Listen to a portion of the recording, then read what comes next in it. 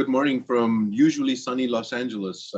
Unfortunately, it's been a little bit rainy and cold here, so we decided we'd bring in a little bit of Davos into Los Angeles. And so this way we would be feel a little bit at home, preparing for next year.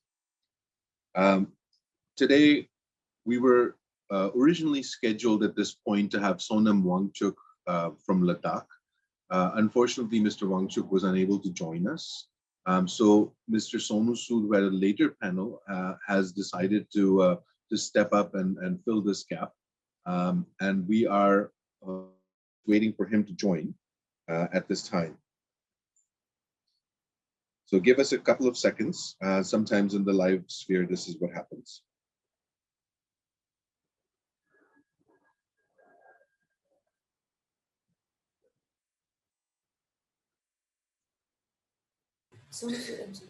Everyone is on. Please activate your cameras. Thank you very much. Hi, Sonu. Are you on with us? Yeah, I'm there. Thank you so much. Yeah. All right. Thank you so much for agreeing to switch spots, and we really greatly appreciate you joining Digital Davos with us. My name is Anand Singh. I'm one of the hosts here, and along with me is a wonderful young Hollywood actor of Indian origin, Avi Sinha.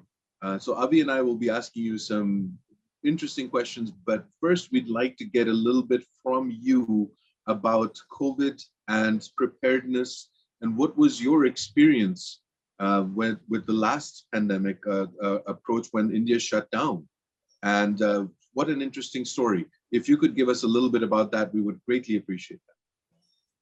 First of all, thank you so much, Anand, for having me, and hi, Abhi. It's a pleasure connecting with you.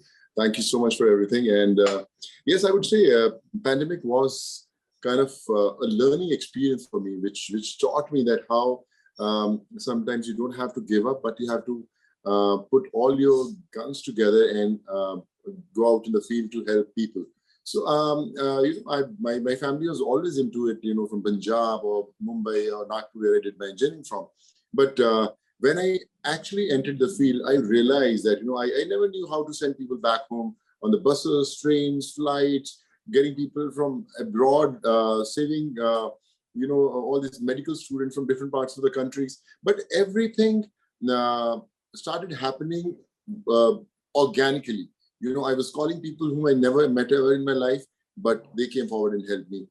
So the best lesson of my life was that you should never think twice calling somebody you don't know for somebody you don't know. And I think that made things happen. And in the whole pandemic, when people were hunting for medical help, for oxygen, for jobs, so I was making it happen. And till now, as I'm sitting in front of you, I've created jobs for more than 2 lakh people, and we are teaching almost close to 22,000 students now, and helping medically almost close to 4,000 people. So yes, I'm learning every day, but pandemic, I would say, has been the best teacher ever, in the last 2 years.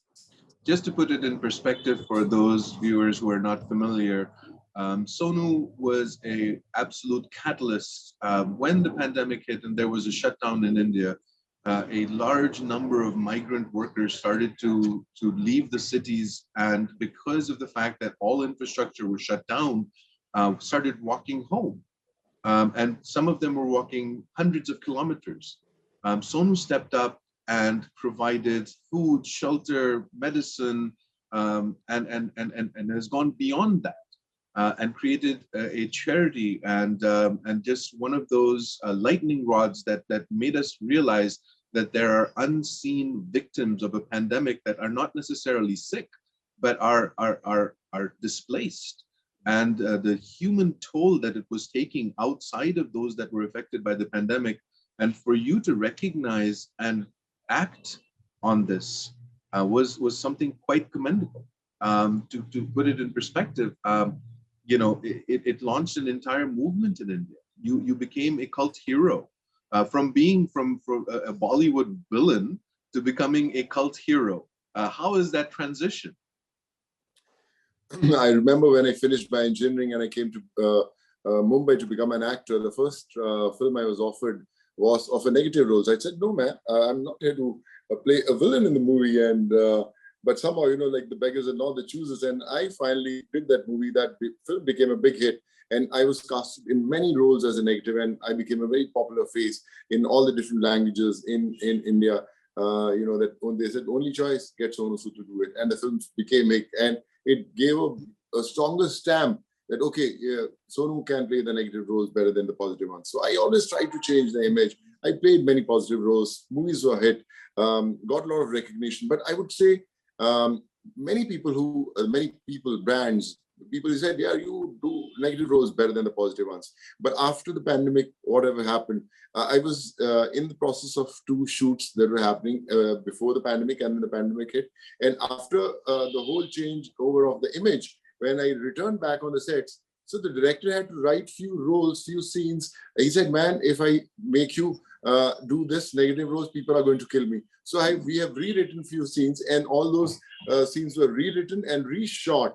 In fact, a couple of co-actors who were there for a fight sequence, they said, man, we are not going to hit you, otherwise, people are going to abuse us. So let's change the sequence. So I think it was a totally a new word on the movie sets, and all thanks to the blessings and wishes of millions of people in India who prayed for me. And now I'm doing many movies. It's not that negative roles are bad or something, but yes, people made that image that, okay, if you want to have a superhero movie, cast Sonu, and I'm playing 2 movies now. We're just starting now. That's wonderful. Hi, Sonu. It's an absolute honor to meet you. You're an inspiration to me. I've always found there's a consistency between the villains we love so much and them and those characters that they play, and them actually being very, very good people in real life. So I guess it's funny noticing your transition from villainous character to real life hero. And while we stay on the topic of movies, before we get into the more COVID questions, is there any plan to make a film about your life story, because it is such an inspiration? Yeah, in fact, there's a book written which is called I Am No Messiah, which did well. It's one of the best sellers last year, and a lot of people approached me that there should be a movie on this, because every single chapter itself is a movie. How we saved people, how we got people from Philippines, all different countries, and how the whole process of paperwork, struggle, the governments coming into picture, a lot of things were there. So yes, it's got that movie material, but I don't know whether it can be actually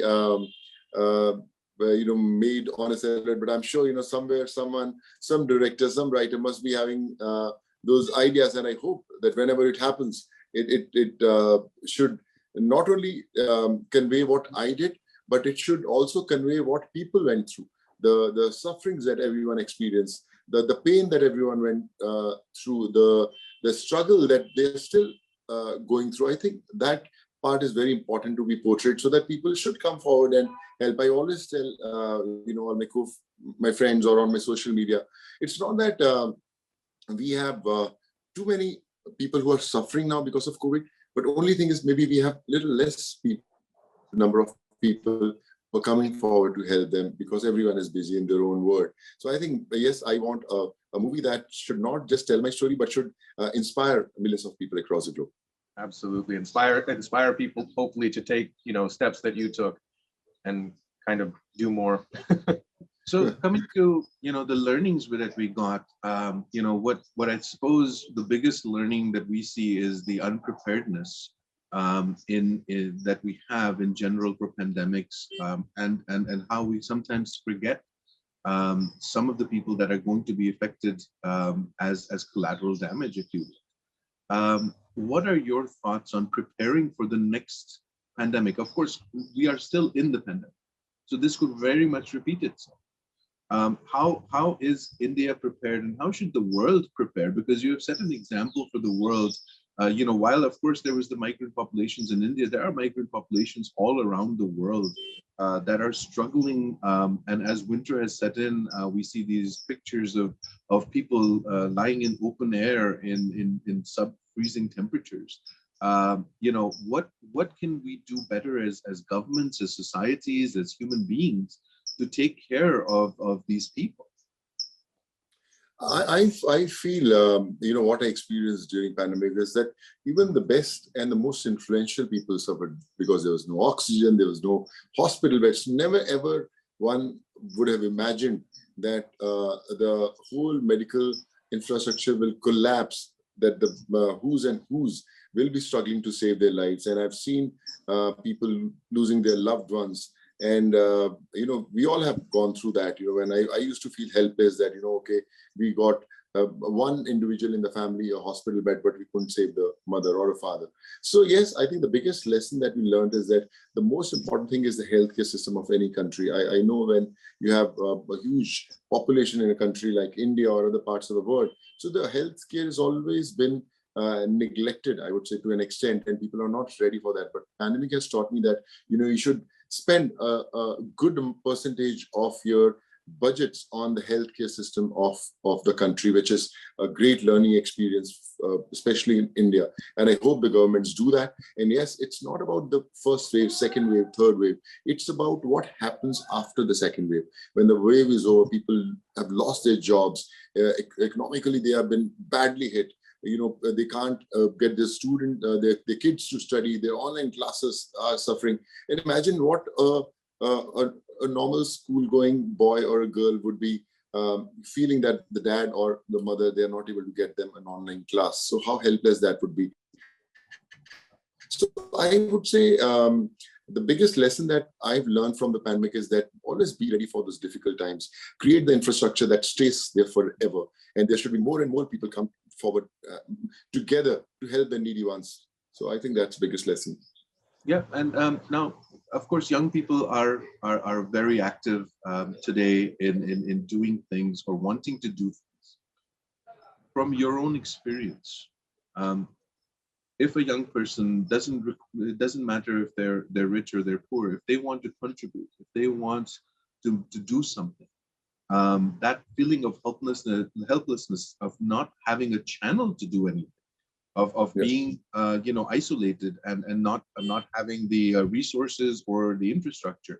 How would you say to anyone that's trying to make a difference, from learning from what you did, which was just a tremendous thing? So what would be your advice to young people that are looking to make a difference? Anand, recently I made this NGO called Sood, a charity foundation also, which is changing hundreds of lives every day. I was not equipped or to make an organization like that, but I think everyone came forward across the globe and they made what Sood Charity Foundation is.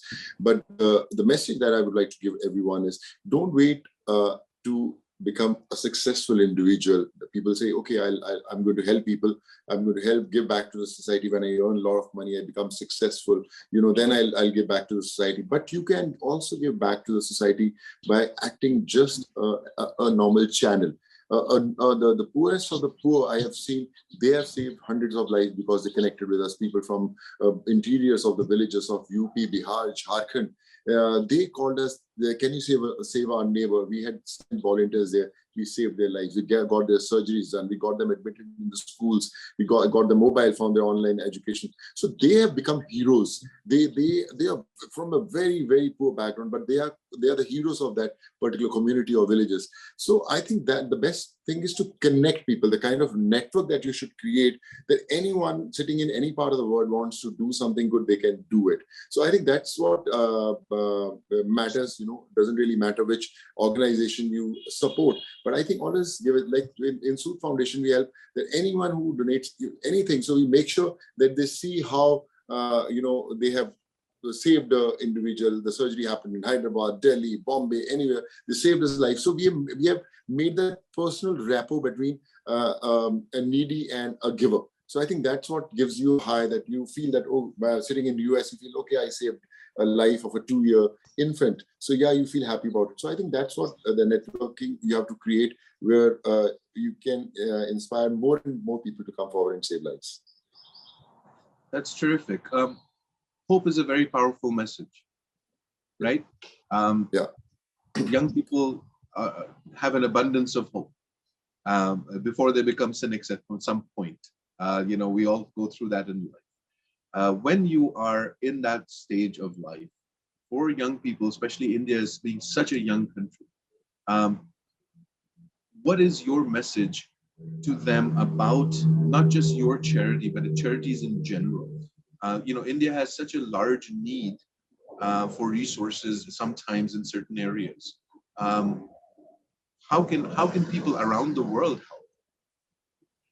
So I'll tell you, I'll give you a very small example. Recently, I was traveling to Visakhapatnam for an event. So there were hundreds of people standing across the road and waiting that, okay, Sonu is going to cross this area. And I saw these two little kids with their piggy banks standing across the road. And they said, sir, there are two little kids who wants to donate to the foundation. So I stopped my car, I came forward. So one is an 8-year-old boy and one is a 10-year-old boy. He said, sir, we saved this money from past 8-10 months. We've been saving the piggy bank, but we want to help others. So it really, I felt so nice that even at this age, people are feeling that they have to give back to the society. So yes, like India being such a young country, I believe that in last 2 years, there's a lot of empathy that has been found in these souls. So they are trying to find a way in, and I'm sure the problems that people have faced. There are more and more people who have come forward and they are ready to help. They are initially people used to say, I'm a busy man, I'm working 18-20 hours a day. I don't find time to do this charity. But now they are finding time in their work hours. A security guard standing in front of the building, they try to fund the education of the kid. They try to ask them what's happening, and also I think we have to find a needy. And if you start this process, the needies across the country will find you. So I think that you have to make that first step to help someone, and then you'll see how the chain reaction happens, and you'll be a happy man.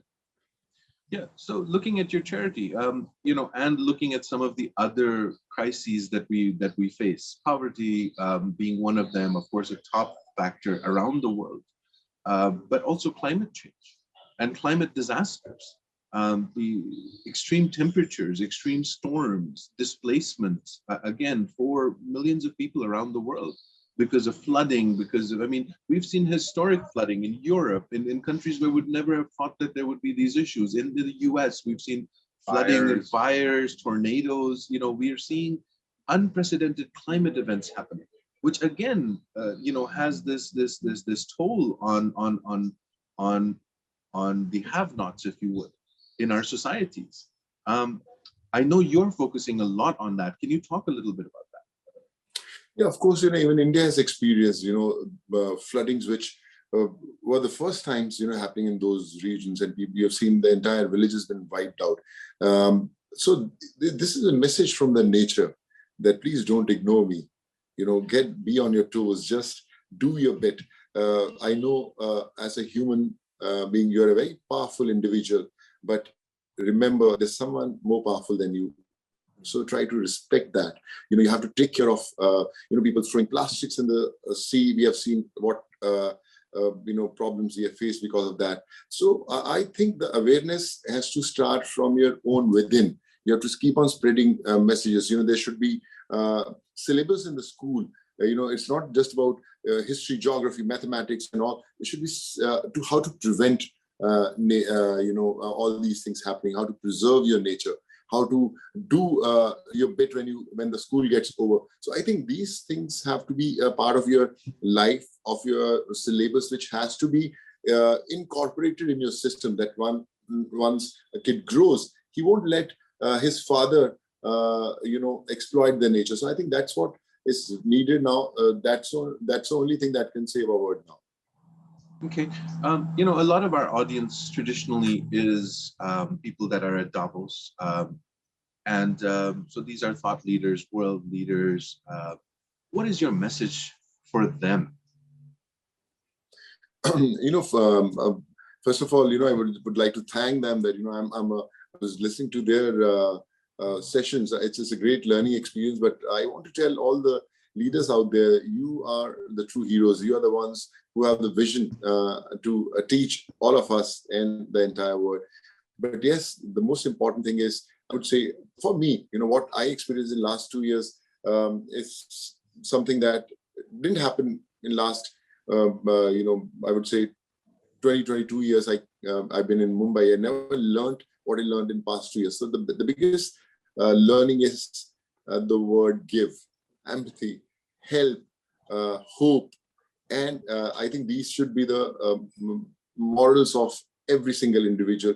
The goodness has to reflect from within. And yes, respect nature, like you said, this is the most important thing. I think for the coming generation, I've seen the kids who are more into technologies, those PS4s and game stations. So they are not, all these social media platforms. So I don't know how much they are really serious about the things happening around. So I would say lessons have to be taught them nicely, so that we have a newer generation who is more responsible, who can make this world a better place to live in. That's a very powerful message. One of the things, again, that you've spoken about is what can an individual do? And I'll keep coming back to that because, again, we all have these moments where we feel, compelled to do something, as you did. And acting on it is a very courageous thing to do. So what would be your message to young people in saying, hey, move forward, even if it's a small thing, it doesn't matter. If you make a little bit of impact, it makes a global impact. Yeah, a small example I would like to give. My nephew and niece, who are mostly on Snapchat and Instagram, they were visiting me during COVID. So I saw them, busy with their own social media platform. I said, leave your mobiles aside and just come with me. I'm going to give you a case in UP or in Bihar. You have to just coordinate with the doctors, with the hospital beds and all, just make it happen. So they did that. It took them 2.5, 3 hours and they could save a life. They felt so happy. They said, Sonu Masa, we have never experienced this. We want to do it more.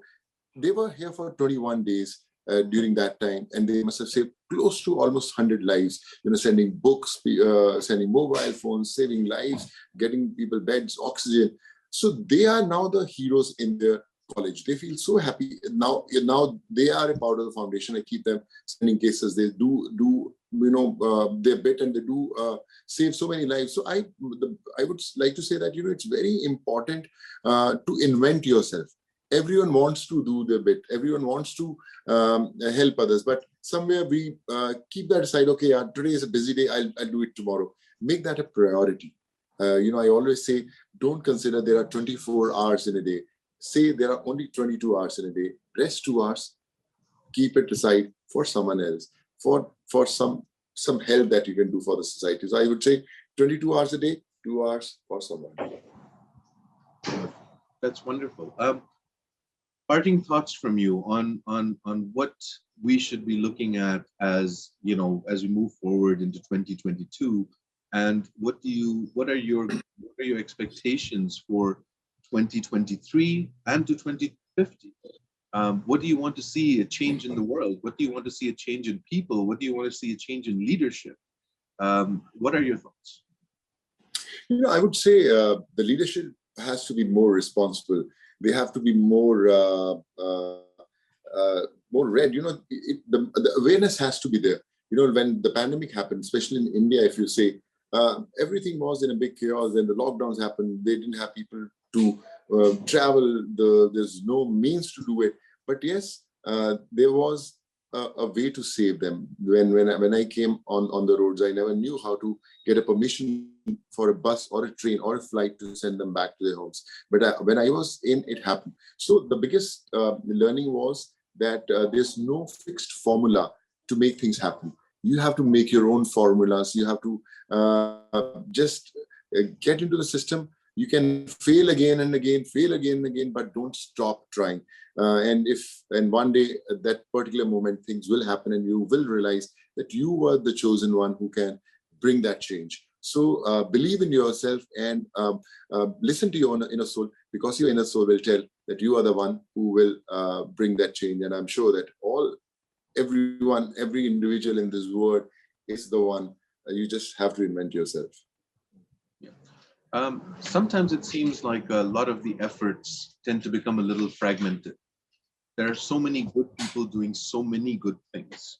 And of course, it's needed. India is a very large country. The world is very large. We have all of these organizations all around the world, but especially in India, we have people that are planting forests. We have people that are, Sonu is doing ice stupas to recreate glaciers. Dia Mirza is doing so much on climate change. Are you planning, or are you already coordinating with some of these thought leaders and leaders in change? And what are your plans of making efforts into a more coordinated way of doing this? Because we need our leaders to coordinate with each other. We can't have factions. There can't be divisions. So that's my last question for you, is to say, how do we take this forward? I would say when you take a step, you will automatically find someone calling you and said, man, this is the right thing you're doing. Let's do it together. We are doing something for the environment, which I started this platform it's called Vriksh, which is a tree. So we are planting those thousands of trees through seed bombing. So we have got these drones, and also it's been there around, but we are taking on a different larger scale where we plan to plant 1 million tree project kind of a thing. So we are in different states. We are identifying the areas where we can do these seed bombings, and we can use the technology to make this environment healthy. So yes, last 2 years, what I've experienced is that whatever, whether I was trying to do something in employment or in medical or in changing the education system, someone somewhere from some organization came and they said, let's do it together, and we are doing it. Like when I started creating employment for people, a Temasak bagged company, Good Worker, came in picture. I said, let's do it together. And we formed this company, which is called Good Worker. Now it's giving employment to hundreds and thousands of people every month. So I never knew, if you'd asked me 2 years from now, that how you're going to get job for 10 people, I would be clueless. I don't know how to do it. But when I went into the system, I learned, and the best of best joined hand together. So yes, the message that I would like to give is, you just have to take that first step, and then you'll see the whole world will follow you. There'll be teachers, there'll be learners, but yes, there'll be a lot of people. Thank you so much, Mr. Sood. We really appreciate you coming on. Unfortunately, we're moving to the next panel, but I wanted to again highlight the fact that a Bollywood actor who was award winner for being one of the best villains in Bollywood becomes a real life hero.